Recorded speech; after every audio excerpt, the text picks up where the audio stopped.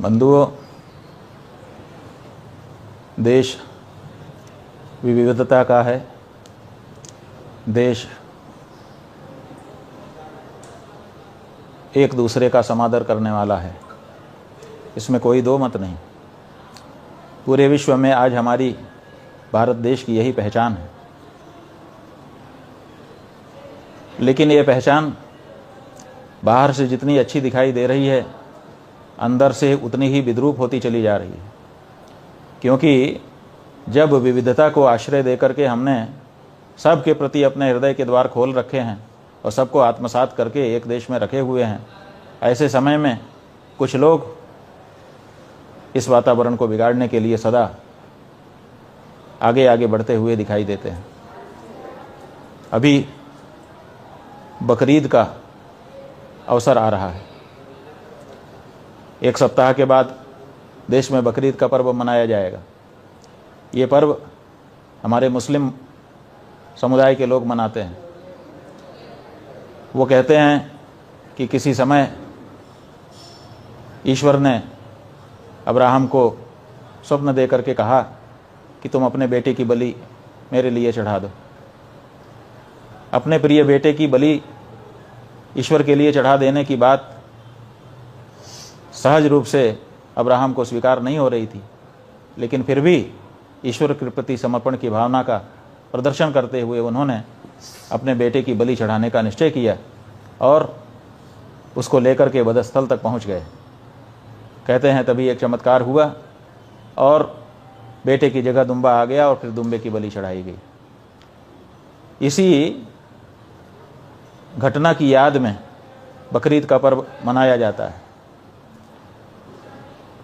ये तो परीक्षा थी अब्राहम की ईश्वर की तरफ से कि उनका कितना समर्पण हमारे प्रति है, अपनी प्रिय से प्रिय वस्तु हमारे लिए छोड़ सकते हैं कि नहीं।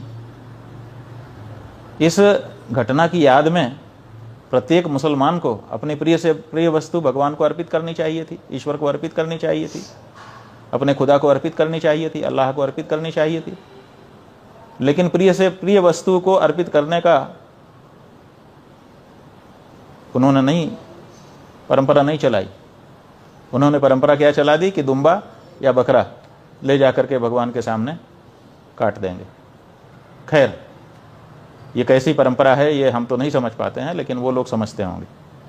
लेकिन इसी के साथ भारत देश में जहाँ पर गाय को अपनी माता कहने वाले हम हिंदू सनातनी वैदिक परम धार्मिक लोग उपलब्ध हैं, वहाँ पर हमें चिढ़ाने के लिए कुछ मुस्लिम बंधुओं के द्वारा बकरीद के दिन गाय को भी उसकी भी हत्या की जाती है। हम आपको कहना चाहेंगे कि वैसे तो भारत में यह कानून है कि धार्मिक कारणों से किसी भी पशु की बलि नहीं दी जा सकती है, बकरी की भी नहीं दी जा सकती है।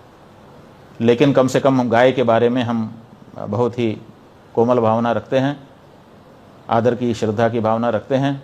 इसलिए हम चाहेंगे कि कोई भी मुस्लिम इस अवसर पर अपने ईश्वर की प्रशंसा में अथवा अपने धर्म की परंपराओं का निर्वाह करने की दृष्टि से, मजहब का उसकी परंपराओं का निर्वाह करने की दृष्टि से कम गौ माता की बलि देने का विचार त्याग दे। ये ठीक नहीं होगा। और पूरे भारत के सभी प्रदेशों की जो पुलिस है, उस पुलिस से भी हम अनुरोध करना चाहेंगे कि इस अवसर पर इस बात का विशेष ध्यान रखे कि गौ माता की बलि किसी भी प्रकार चढ़ने न पाए। अन्यथा कहीं पर ऐसी घटना होने पर वहाँ पर जो हिंदू समुदाय के लोग हैं उनको बहुत बड़ी पीड़ा हो सकती है और उस पीड़ा को प्रकट करने में कहीं कोई प्रशासनिक समस्या उत्पन्न न होने लग जाए, अथवा जो सरकारें हैं उनके प्रति अनास्था न उत्पन्न होने लग जाए, अथवा जो मुस्लिम हैं देश में रह रहे हैं, भाईचारे के साथ रह रहे हैं, उनके साथ रहने में समस्या का अनुभव हिंदू न करने लग जाएं।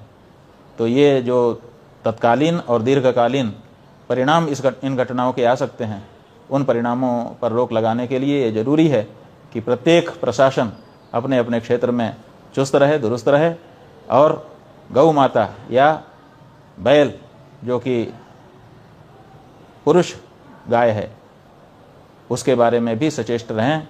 किसी इधर कई साल से मैं एक बात देख रहा हूं कि भारत में इधर बकरीद आई और इधर बहुत से गैंग सक्रिय हो गए कि जीव हत्या पाप है, जीव हत्या पाप है, मुसलमान बर्बर है, मुसलमान क्रूर है, मुसलमान गोश्त खाता है, और मुसलमान बेचारे सफाई देने लगते हैं।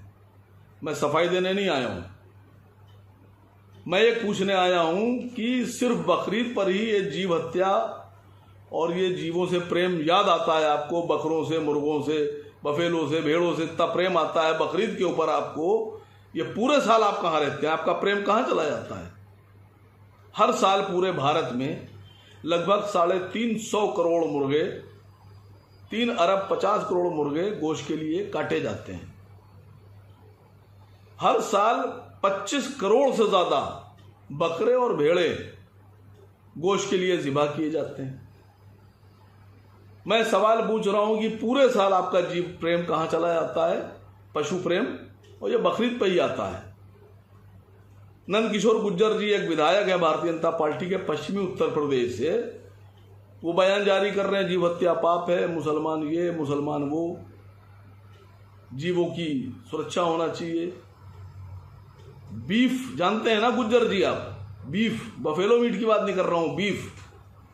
पश्चिमी उत्तर प्रदेश में आप ही के इलाके में एक जिला है मुजफ्फरनगर, उस मुजफ्फरनगर में एक गांव है शेरनगर गांव, वहां पर एक सुनील सूद साहब की एक फैक्ट्री है, स्लाटर हाउस, कत्लखाना, अलदुआ। हजारों जानवर काटे जाते हैं और अलदुआ बीफ एक्सपोर्टर है। लगभग 35 कंट्री में अलदुआ से बीफ एक्सपोर्ट किया जाता है। जाइए वहां जाके रोकिए अलदुआ को, घेराव कीजिए, मोदी जी से कहकर लाइसेंस कैंसिल कराइए। एक दूसरा मैं बयान देख रहा हूं टीवी पर, जोकर तेलंगाना हैदराबाद से राजा सिंह, वो भी बड़े बयान जारी कर रहा है, उसको बड़ा प्रेम है।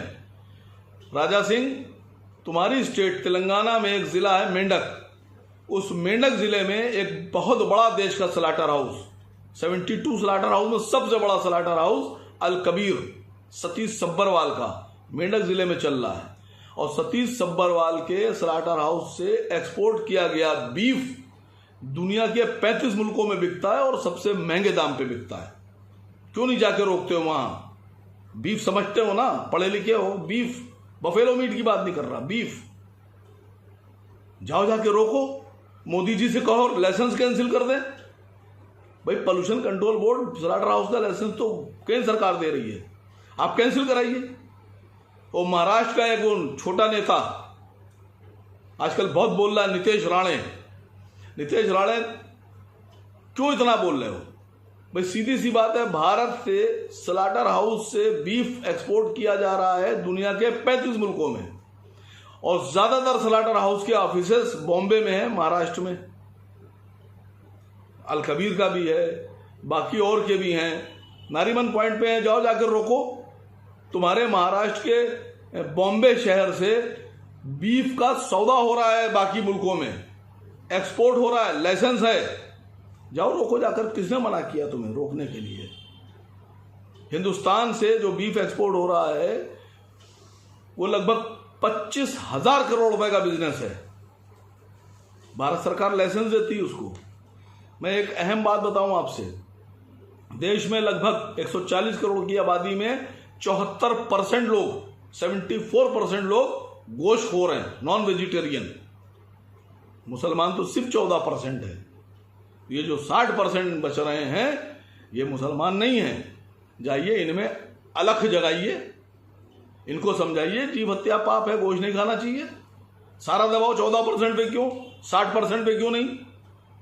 तीसरी एक बहुत अहम बात बताने जा रहा हूं कि भारत में ऊंट, कैमिल को इंडेंजर स्पीशीज बताया गया है, और भारत में ऊंट को बचाने के लिए अब पूरे भारत में कहीं भी ऊंट की कुर्बानी नहीं हो सकती। पहले होती थी, भारत सरकार ने कदम उठाया